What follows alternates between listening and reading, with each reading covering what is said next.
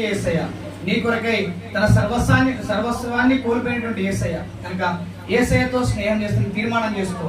యేసయ్యని దీవిస్తాడు, యేసయ్యని ఆశీర్వదిస్తాడు. తల్లి తమ్ముడు చెల్లి ఏమాత్రం ఆలస్యం చేయవు. యేసయ్యతో నువ్వు స్నేహం చేస్తున్నట్లయితే ఆయన దీవించేవాడు ఉన్నాడు. ఈ లోకం నుండి స్నేహితులందరూ కూడా ఒక దినాన మనల్ని ఏం చేస్తారంటే వదిలిపెట్టేవారు ఉన్నారు. మంచి ఉంటే మనల్ని ప్రేమిస్తారు, డబ్బు ఉంటే మనల్ని ప్రేమిస్తారు, లేకపోతే మన దగ్గర మంచిగా ఉన్నటువంటి స్థితిలో ఉంటే మన దగ్గరకు వస్తారు లోక స్నేహితులు. కానీ యేసయ్య అలాంటి వాడు కాదు. ఆ యేసయ్య నిజ స్నేహితుడు. నువ్వు ఏ విధంగా ఉన్నా, ఎట్లా ఉన్నా, ఏ పరిస్థితిలో ఉన్నా యేసయ్య నిన్ను ప్రేమిస్తున్నాడు. యేసయ్య నిన్ను అనగా నీతో స్నేహం చేయాలని ఇష్టపడతా ఉన్నాడు. చెల్లి తమ్ముడి రాత్రి తీర్మానం చేసుకో. యేసయ్య స్నేహమే నిజమైన స్నేహం. యేసయ్యతో ఫ్రెండ్షిప్ చేస్తే నువ్వెంతో ధన్యుడో ధన్యురాలో. యేసయ్యతో ఫ్రెండ్షిప్ చేయి. ఆయన నిన్ను నిండాలుగా దీవిస్తాడు, నీ భవిష్యత్తును దీవిస్తాడు, నేను నిండాలుగా దీవించేవాడు ఉన్నాడు. ప్రార్థన చేసుకుందాం.